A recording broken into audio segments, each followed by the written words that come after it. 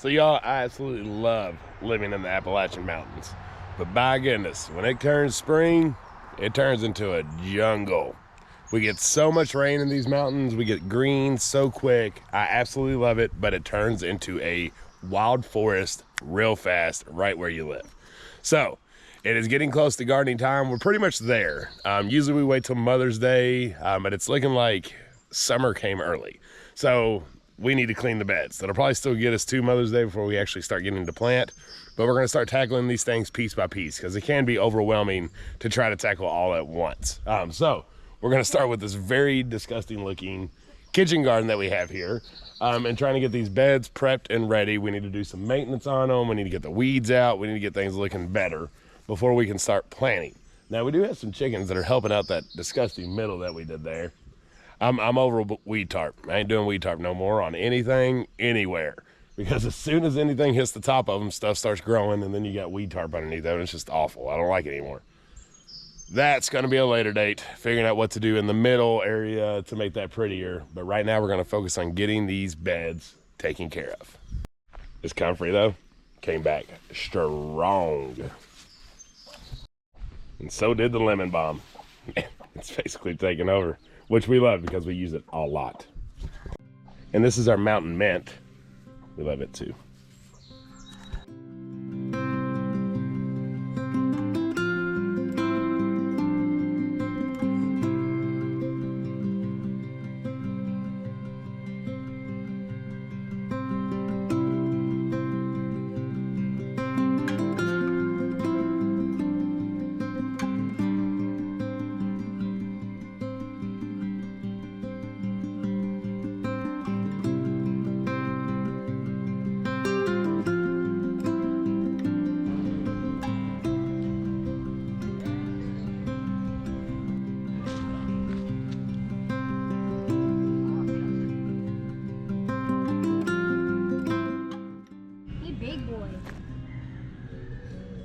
That one doesn't so much look like a pickle though. Yeah. He blends in.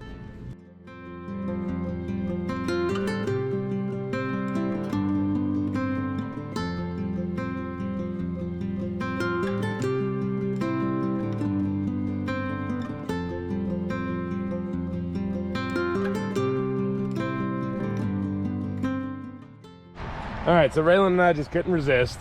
We went ahead and got this one bed planted, and I've got a frost cover we're gonna put over this. I made these little mini hoop houses.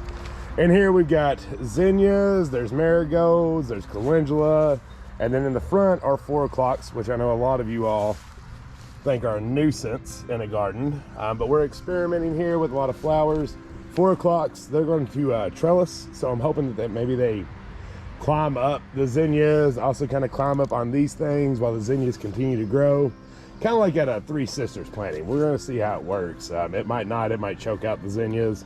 But if it was a big old bed of 4 o'clocks, I'd be cool with that too. So we're just checking it out, seeing what works. But I think this is the only bed we're gonna plant today, just because I'm not overly, completely confident that we're away from freeze or frost, but we'll see.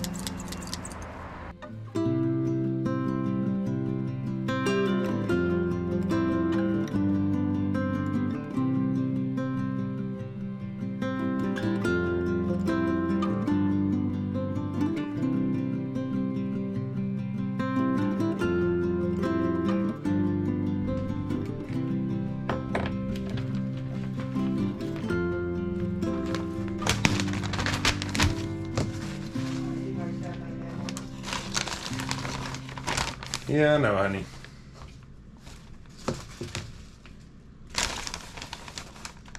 Called the chow wagon. It's a fun day. What are you doing? Chopping. Chopping some kielbasa? Mm-hmm. What we Kielbasa. did? Kielbasa. What we making? Kielbasa and cabbage. So this is one of those meals that have been, they're just a staple in the South, I guess. I don't know. It's just something that was always on kitchen tables back in our day. But I would say, including prep, this is like a 15-minute meal. So easy. It's so easy, but it's so flavorful and good. So we'll show you how we make ours. I think, at least from what we've heard from our friends, we do it a little bit different than some others do it. So let's see how we do it and compare it to how you do it. If you come in close, I'll tell you a secret. Oh, okay. If you chop it real thin, Oh my it God. makes more. See, look at all I have from one kielbasa. This woman, I'll tell you what. The kielbasa, I can give her a little bit more credit from because your eyes mess with you, right? So I can get that. So like if you're grabbing a few kielbasis, if you're able to get say 10 thin ones instead of 3 big ones, if your body thinks that you're getting more. It makes more. So I understand the women math and that side of things. Now let me tell you all a little secret that's real funny though. When we were dating, well, it was probably early in our marriage. I don't know if we were dating or not. But it was early off in the get-go. Pretty much I think our whole relationship was us married. Yes.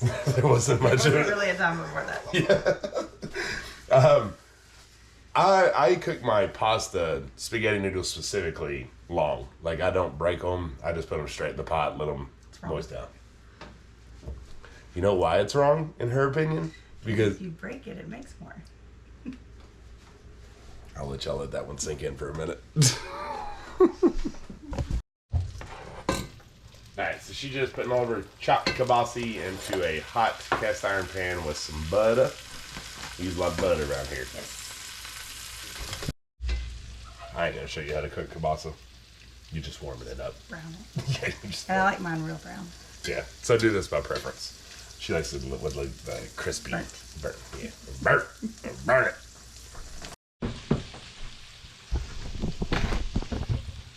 Okay, what's the next step? And now I just gotta chop up the cabbage. Any specific way? You get a little spot that you need to get out. I don't think I do it the right way, so Just chop it up to whatever you want to do. yeah. You know another meat math cutting up thing that actually does work too?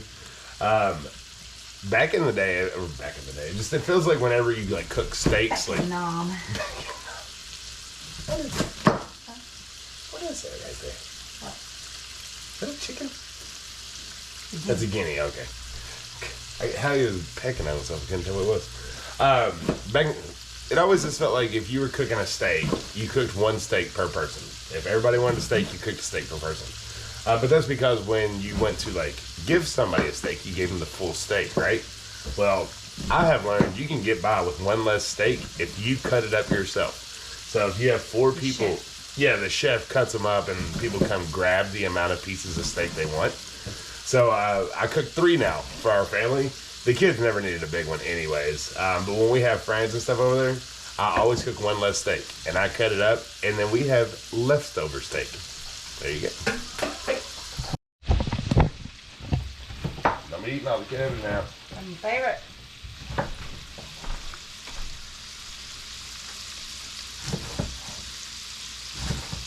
Oh, this part good. Like near the middle. Yes, my favorite too.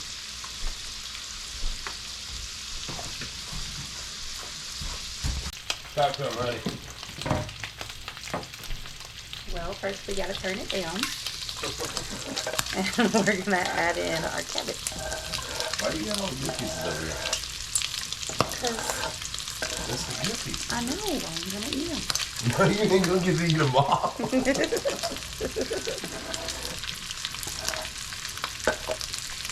I look forward to the big square chunks.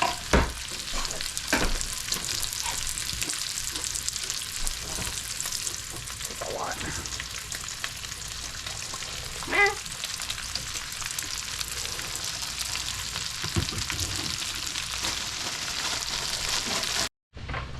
Okay, we've got all of our cabbage in there.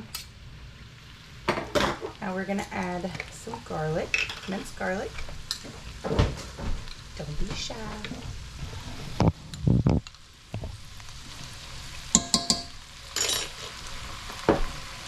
This is our best ingredient, is ACV. So not only is it really, really good for you, but it makes this really, really flavorful and good. Just make sure you shake it all up because all that good stuff is down there in the bottom. And don't be shy with it. Yep. Like, this isn't a splash. Like, you want to taste that. More like a broth setting. Yeah, you want to taste that zing and that ACV and this stuff. But it's going to soak it in, so it's not like you're going to have a soup.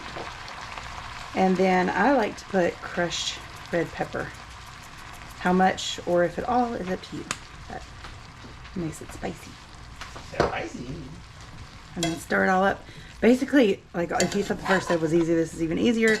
All you're doing is sweating down your cabbage so that it's not all the way crunchy. Is that what it's actually called? Sweating down your head? Yeah. I like it.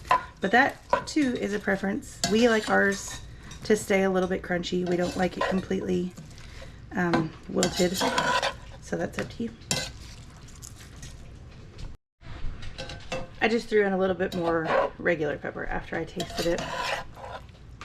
We're going to stir it up again. We're going to let it cook for a second, and then we're going to taste it again and see if there's anything else we need, or if we need more garlic or ACV or what. Always more ACV. Dad!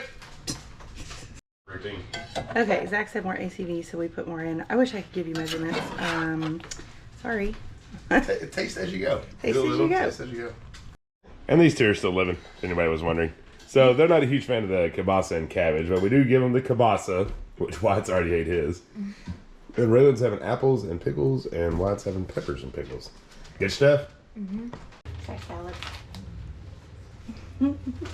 So we're clipping it. We grew this, and we're clipping it like the day before, and then we put it in our fridge to let it get cold because neither one of us like warm lettuce. Oh, yeah. And it's working out really well. You just put it in a baggie. Just make sure you spin all that water off there. You leave any water on it, and it'll get it all wilty and stuff. You want to be good salad spinner. Good salad spinner. Yum. She's done. Fine china, you know, as always. The kids got real dishes. All right, taste tested. Hot, honey. Hot.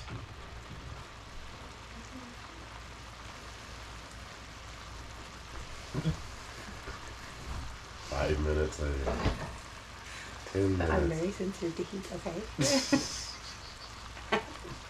I feel hot. Perfect.